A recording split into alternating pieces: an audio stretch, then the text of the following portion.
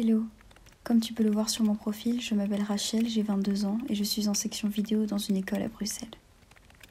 Cette année, j'ai décidé de me pencher sur l'Iran et ses habitantes. Ça fait un moment que je me demande si ce que je lis dans les médias est réel dans un quotidien, ou si c'est au cas par cas et selon quelles conditions.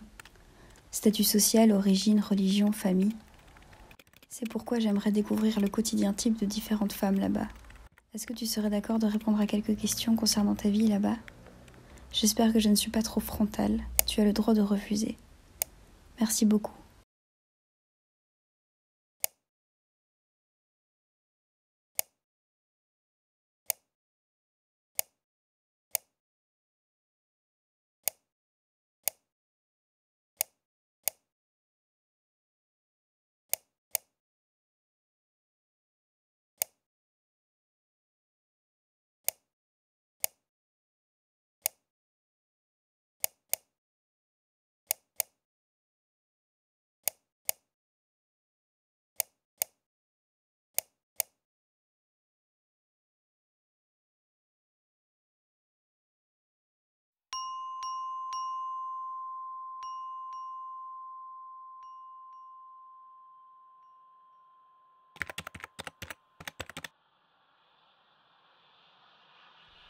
Salut. C'est une question très générale que tu m'as demandé. Par exemple, le nouveau projet de loi qui a été introduit est clairement une violation des droits humains. Mais bon, qu'est-ce que tu veux savoir d'autre ? Et d'ailleurs, c'est pas moi sur la photo, hein. C'est une photo fake. J'ai fait ça pour parler avec des gens en Pologne et en Hongrie, de la vie là-bas. La République islamique est un régime aux lois draconiennes. Est-ce que t'as entendu parler de l'histoire de Nika Chakrami ?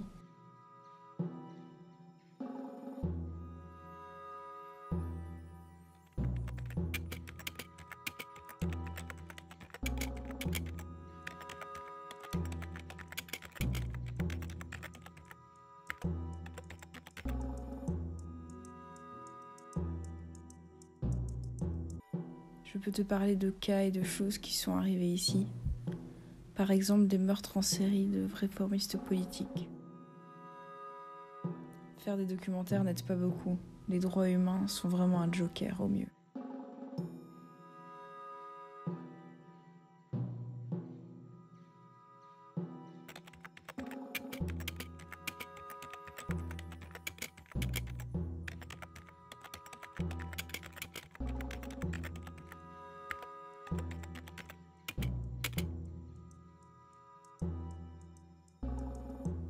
Comme je t'ai dit, c'est un faux compte. Donc je suis pas une femme, je suis un homme. Et j'ai beaucoup d'amies femmes qui soutiennent les manifestations et qui sont contre le régime. Mon ex-petite amie aussi. Elle venait graffer les murs avec moi.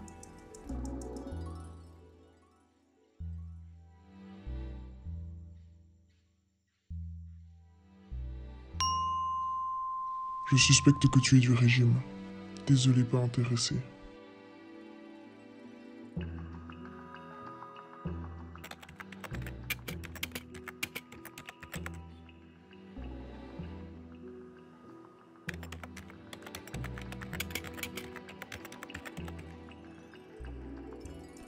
Rachel Laurent est un nom très commun.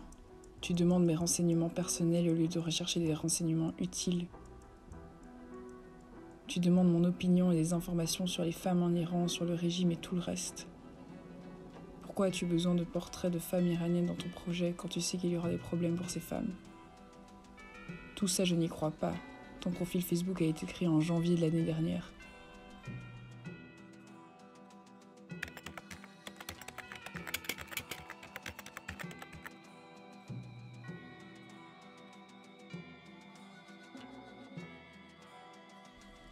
Ça va, t'es légitime.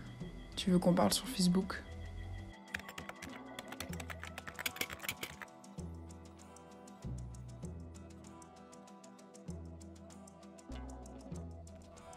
Regarde, ce sont les manifestations de l'an dernier, en octobre. Heureusement que leur marqueur n'était pas à pleine pression, sinon ces palettes m'auraient durement blessée. Les gens vivent dans le pire, et il n'y a pas de volonté réelle des pays occidentaux pour contrer la République islamique. Vous êtes tellement naïfs pour penser que les endroits en dehors de l'Europe ont les mêmes normes. Ici, nous avons besoin de niveaux de vie plus élevés et moins d'inégalités.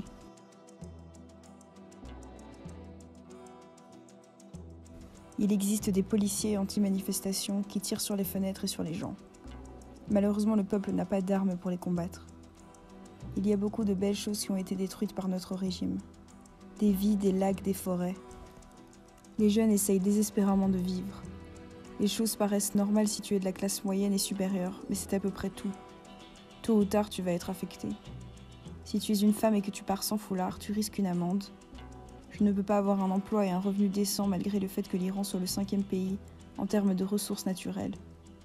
Les salaires ici sont comme 200-300 $ pour de bons emplois dans ma ville.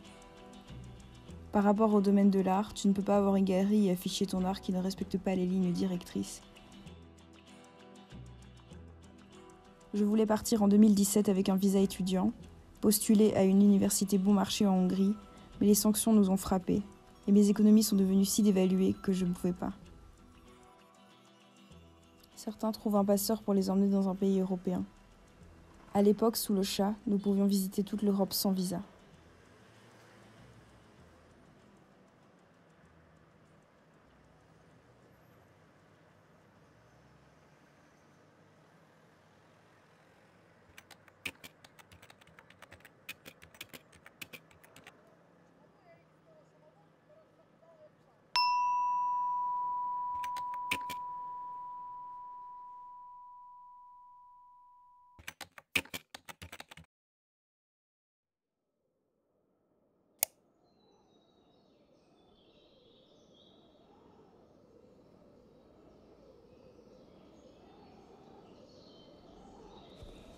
Salut Rachel, je peux t'aider.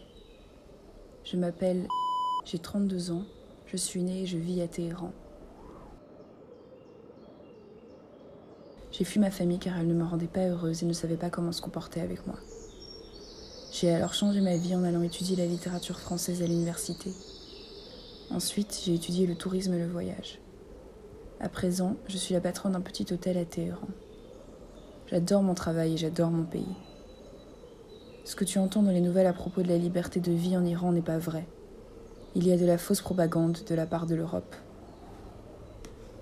Par exemple, une femme est en prison pour des raisons politiques. Moi, en Europe, on dira qu'elle est en prison parce qu'elle ne porte pas le voile. Je trouve que ce n'est pas un pays dangereux. Les touristes européens qui viennent loger dans mon hôtel ont toujours fini leur voyage en disant qu'ils n'ont plus fait confiance aux médias européens. Les femmes ont tout de même des lois qui leur sont imposées. La mini-jupe est interdite, boire de l'alcool est interdit, même si on boit beaucoup. Le port du voile est obligatoire, même si je sais où je peux le retirer. Les femmes touristes aussi doivent porter le voile. Mais il y a aussi beaucoup de femmes qui n'aiment pas le hijab, mais qui ont peur de ne pas le porter. Cependant, ce n'est pas à chaque femme qu'il y aura une arrestation ou une punition. Ça n'arrive pas tous les 2 mètres. Une se fera arrêter, mais 10 000 autres ne le porteront pas et ce sera ok. Au travail, je suis censée porter le hijab, mais je ne le porte jamais. S'ils découvrent que je ne l'ai pas, je dois fermer l'hôtel pendant 7 jours. Les 4 autres filles qui travaillent avec moi ne le portent pas non plus. Quand il y a du monde à l'hôtel, j'ai vraiment peur, alors je leur demande de porter. Mon pays a un peuple très ouvert, comme les Européens.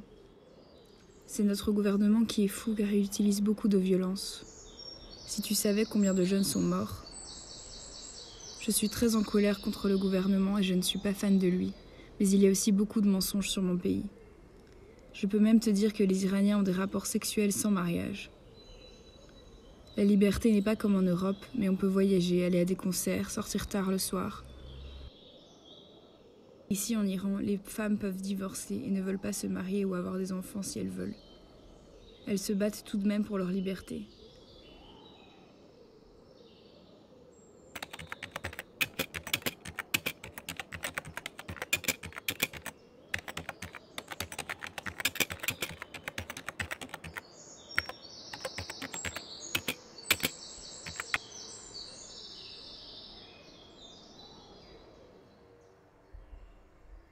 Rachel, je suis désolée, mais je pense que vous avez quelque chose en tête, qui est le résultat des médias occidentaux.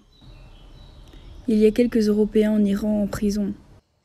Je sais qu'en Europe, ils mentent et ils disent que l'Iran est dangereux pour les touristes, mais c'est pas comme ça. Regarde, j'ai le message d'une cliente de mon hôtel. Bonjour, l'Iran est un pays magnifique. J'ai aimé Téhéran parce qu'il y a de l'ambiance et on peut sentir une énergie particulière. Au début, traverser la route est impressionnant, mais on s'habitue vite. Les monuments sont superbes. Les gens sont gentils malgré le fait que ce soit une grande ville. Quand j'ai demandé mon chemin, les gens se sont toujours présentés et m'ont toujours bien aidé. J'ai trouvé les Iraniens très accueillants et très cultivés et honnêtes. J'ai apprécié mon voyage, qui fait partie des meilleurs que j'ai fait dans ma vie.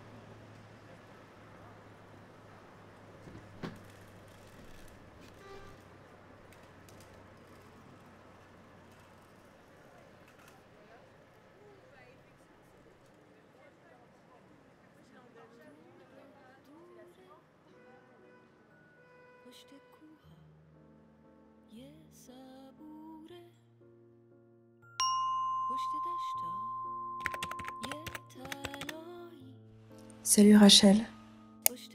Je serais ravie de répondre à tes questions et de te raconter ma vie en Iran. Bien que la plupart des filles aujourd'hui se plient aux règles autant qu'elles peuvent, surtout après la mort de Mahsa Amini, fondamentalement, vous devez porter un voile au moins, et votre tenue doit être humble. Mais bon, ça pour moi, c'est pas la pire des choses. Mon problème avec l'État est tout autre chose que juste les droits vestimentaires. Voyez-vous, je suis une chrétienne convertie, et si cette information parvient à l'État, je serai exécutée aux côtés de ma famille. Nous passons par des règles islamiques barbares. C'est vrai ce que vous avez entendu, vous êtes fouetté si la police de mœurs vous attrape, sans respect des codes vestimentaires, et vous devez également payer une amende. Le problème est que quand ils vous prennent, il y a une bonne chance que vous soyez violé, dans certains cas disparus. Nous pouvons étudier, mais j'ai entendu dire qu'ils changeaient les règles, qu'il y a eu des gazages massifs dans les écoles pour femmes l'an dernier pour décourager les gens d'éduquer leurs filles.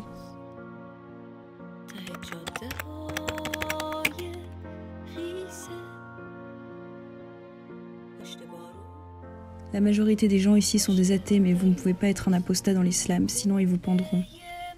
Donc oui, je vis une vie secrète. Le gouvernement islamique ne respecte pas les femmes. Elles sont la propriété de leur père, de leur frère, de leur mari.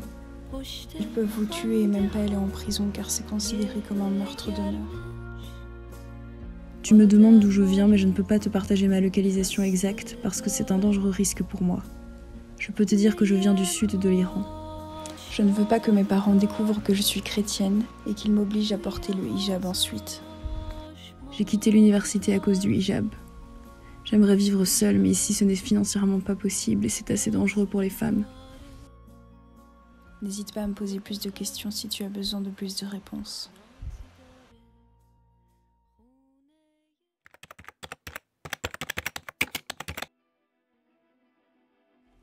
La seule chanson qui me vient à l'esprit en décrivant ma vie en Iran, c'est celle-ci.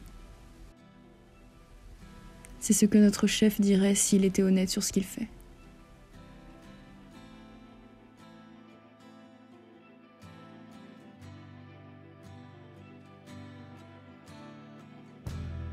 Pass me that lovely little gun, my dear, my darling one.